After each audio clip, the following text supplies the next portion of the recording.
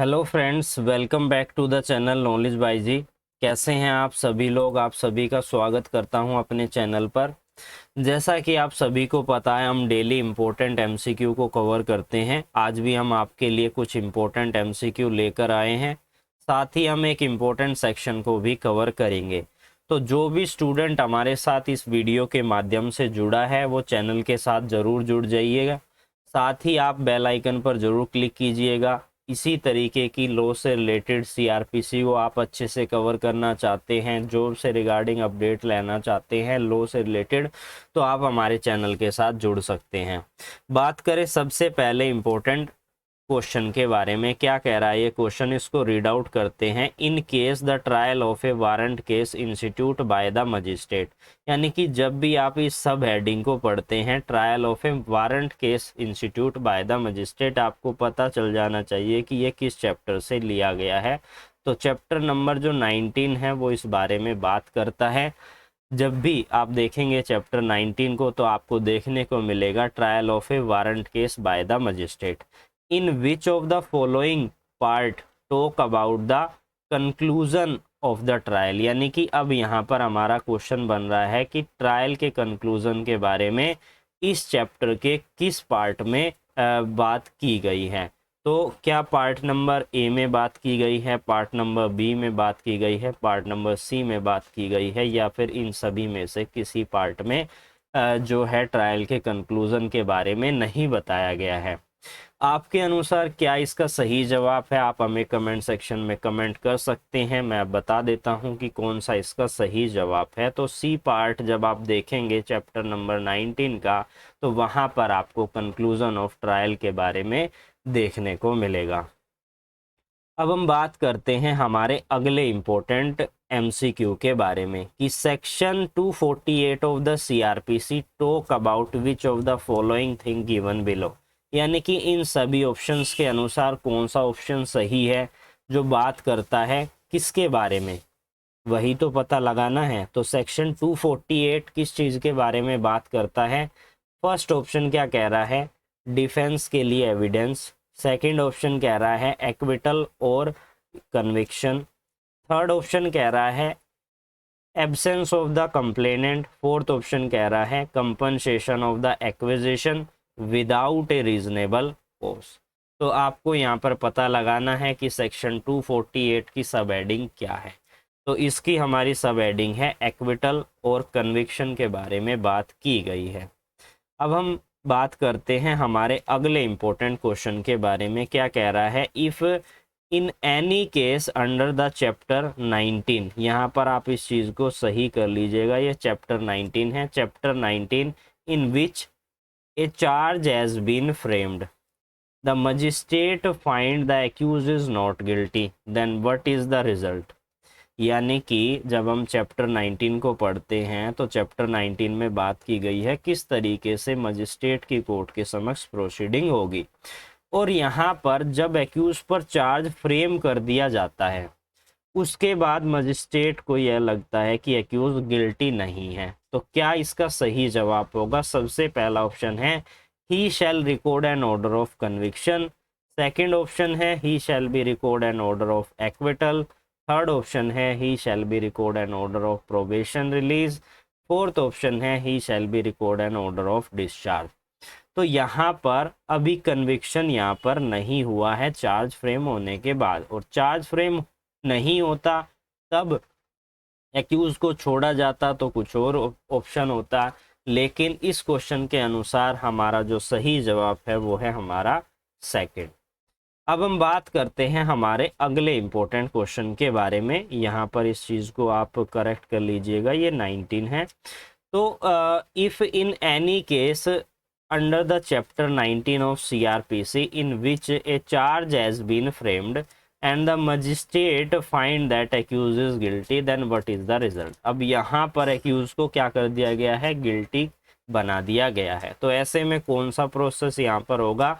He shall be record and the order of conviction, he shall be record and the order of acquittal, he shall be record and order of the probation release, he shall be record and the order of the discharge। तो कौन सा इसका सही जवाब है? इसका सही जवाब है हमारा फर्स्ट वाला, क्योंकि यहाँ पर चार्ज फ्रेम होने के बाद अगर कोर्ट जो है एक्यूज को गिल्टी ठहराती है तो यहाँ पर जो है कन्विक्शन का ऑर्डर जो है पास किया जाता है। अब हम बात करते हैं हमारे अगले इंपॉर्टेंट क्वेश्चन के बारे में। According to the section 248 of CrPC which of the following subsection talk about after conviction of the accused process of section 211 subsection 7 will be start, यानी कि 211 के सबसेक्शन 4 के प्रोसेस कब स्टार्ट किए जाते हैं और किए जाते हैं, तो उसके बारे में सीआरपीसी के सेक्शन 248 के किस सबसेक्शन में बात की गई है। जब हम बात करते हैं सबसे पहले तो इसका जवाब देखते हैं। इसका जवाब क्या है, क्या सबसेक्शन 1 में इसकी बात की गई है 248 के, या फिर सीआरपीसी के सेक्शन सबसेक्शन 2 में बात की गई है 248 सेक्शन के, या सबसेक्शन 3 में बात की गई है सेक्शन 248 के, या फिर सबसेक्शन 4 में इसकी बात की गई है कि कब जो है 211 सबसेक्शन 7 का प्रोसेस किया जाएगा स्टार्ट। तो इसके रिगार्डिंग हमारा जो बताया गया है वो बताया गया है सेक्शन 248 के सबसेक्शन 3 में।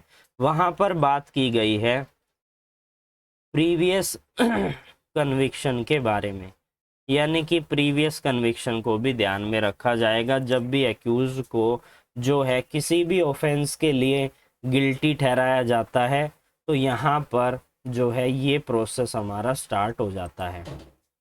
तो अब हम बात करते हैं कि हमें आज जो है किस सेक्शन को कवर करना है, इसके रिगार्डिंग अब हम देख लेते हैं। एक बारी मैं फास्टली जो है रिपीट कर देता हूँ कि हम अब तक क्या क्या डिस्कस कर चुके हैं। चैप्टर 19 हम कवर कर रहे थे, जो बात करता है किस तरीके से मजिस्ट्रेट की कोर्ट के समक्ष जो है ट्रायल चलाया जाएगा। इसमें हमारे सेक्शन 238 से लेकर 250 तक के जो है सेक्शन है, जिसे कि 3 पार्ट में डिवाइड किया गया है, A part, B part and C part. A part बात करता है जब केस इंस्टीट्यूट होता है एफआईआर के बेसिस पर। उसके बाद सेकंड पार्ट बात करता है जब कंप्लेंट के बेसिस पर, यानी कि पुलिस के रिपोर्ट के अलावा केस इंस्टीट्यूट होता है। और यहाँ पर हमारा थर्ड पार्ट है, थर्ड पार्ट में बात की गई है जो मैंने यहाँ पर अभी मेंशन नहीं किया है, पार्ट नंबर 3।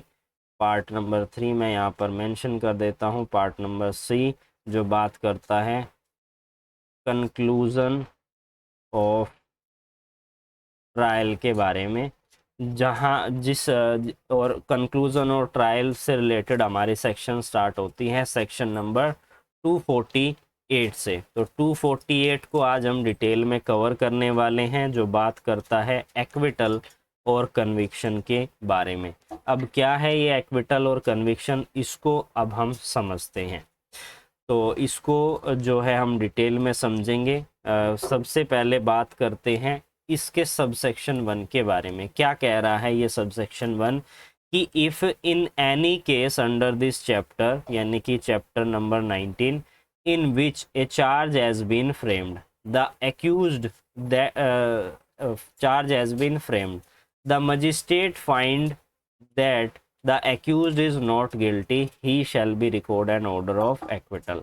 यानी कि जब भी चैप्टर 19 की हम बात करते हैं और यहाँ पर मजिस्ट्रेट साहब जिस एक्यूज पर केस जो है इंस्टीट्यूट हुआ है, जिस पर जो है चार्जेस लगे हैं, मजिस्ट्रेट को जो है एविडेंस लेने के बाद, डिफेंस एविडेंस लेने के बाद यहाँ पर लग रहा है कि एक्यूज ने ये ऑफेंस नहीं किया है, तो यहाँ पर जो है ऑर्डर पास कर दिया जाएगा एक्विटल का।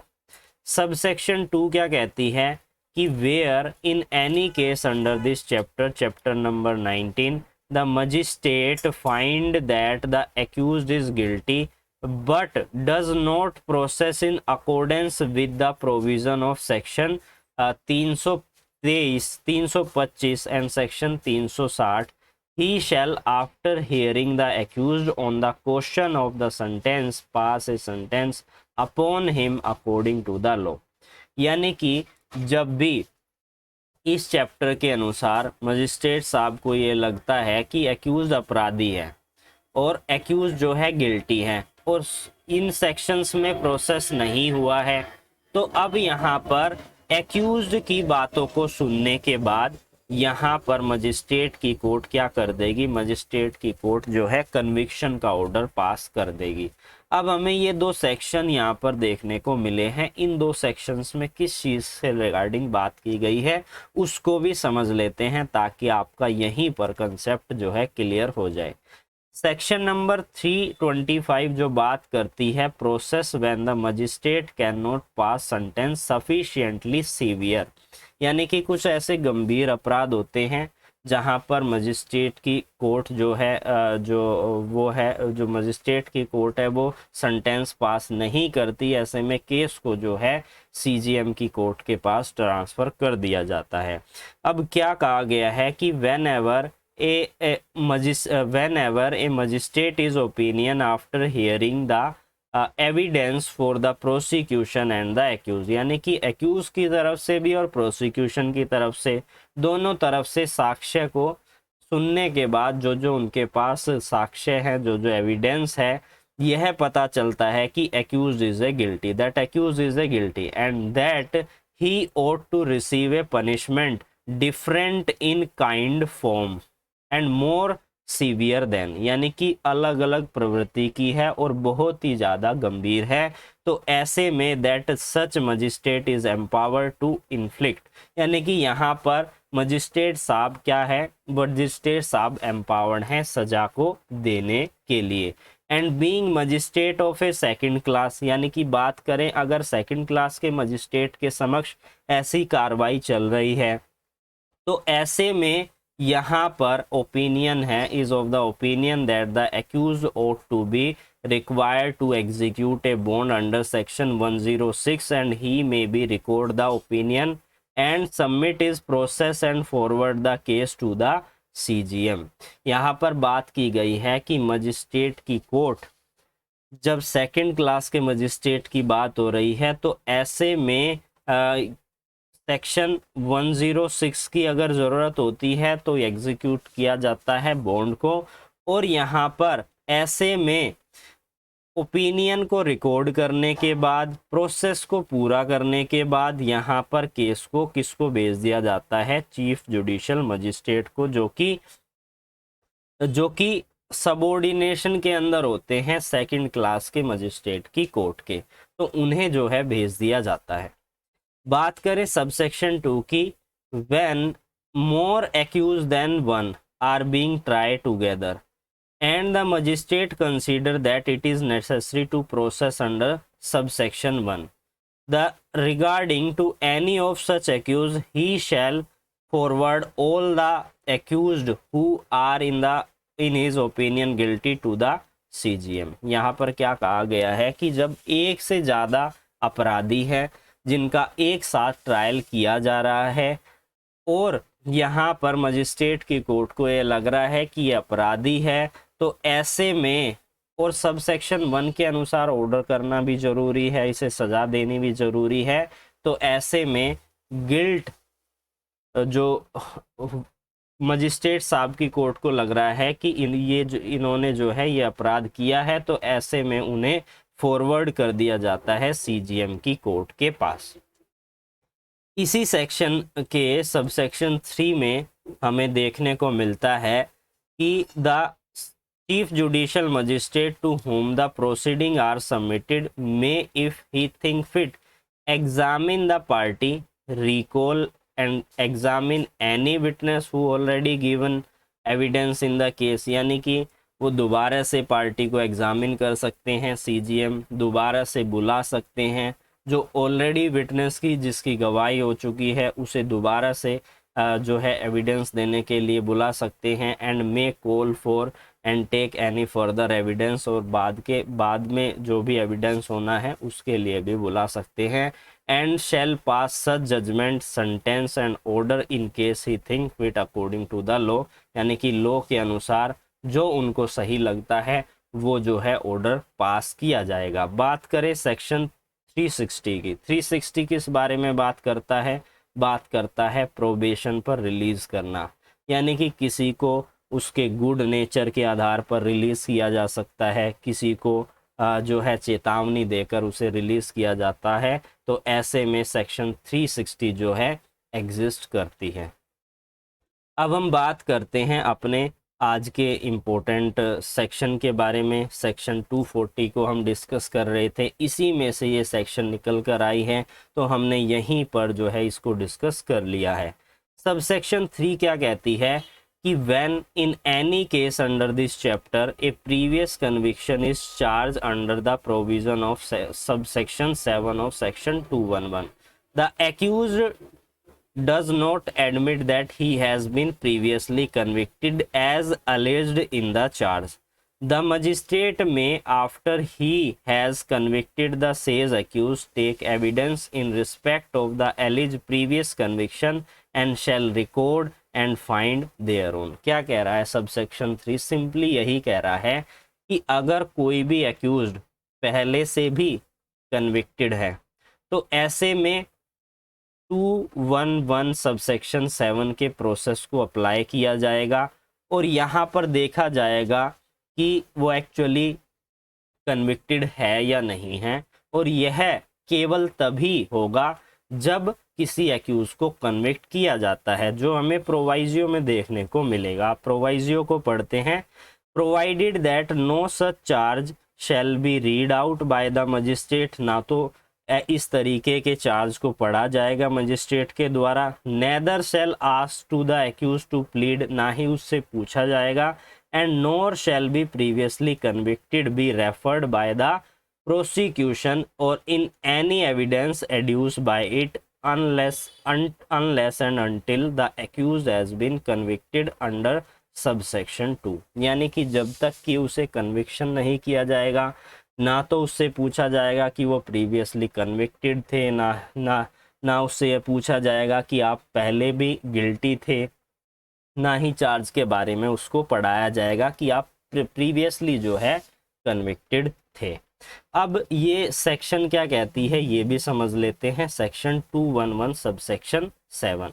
211 सबसेक्शन 7 में बताया गया है कि प्रीवियस कन्विक्शन के बारे में, तो अगर ऐसा होता है तो वहाँ पर पनिशमेंट को जो है बढ़ाया जा सकता है। डिफरेंट काइंड की पनिशमेंट हो सकती है बाद के ऑफेंस में।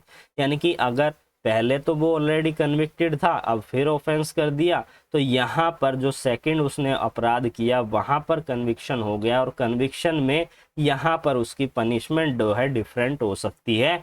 उसकी जो इस केस की पनिशमेंट है बाद के केस की वो तो हो गई, लेकिन प्रीवियस कन्विक्शन को भी ध्यान में रखा जाएगा जो कि उसकी पनिशमेंट को बढ़ा देगा। क्या कह रहा है? If the accused has been previously convicted of an offence is liable by a reason of such previous conviction to enhance the punishment and to punish of a different kind for subsequent offences and it intended to prove such previous conviction for the purpose of affecting the punishment in which the court may think fit award for subsequent offenses। यानी कि जो previous conviction है वो effect करेगी बाद की conviction को। and the fact date and the place of the previous conviction shall be stated in the charge। या तो वो पहले से ही यानी कि जब चार्ज बनाया जा रहा है उस समय पर ही ये बता दिया गया है कि ये प्रीवियसली कन्विक्टेड है, और ये भी सिचुएशन हो सकती है कि वहाँ पर ऐसा नहीं किया गया हो, लेकिन कन्विक्शन के बाद जो है ऐसा ज़रूर किया जाता है, ये देखा जाता है कि एक्यूज प्रीवियसली कन्विक्टेड है या नहीं है। If such statement has been omitted, यानी कि वो नहीं हुई हैं, द कोर्ट में add it any time before sentence has been pass. यानी कि जब भी कन्विक्शन का सेंटेंस पास किया जाता है तो उससे पहले कोर्ट एक बारी ज़रूर देखती है कि एक्यूज प्रीवियसली कन्विक्टेड है या नहीं है।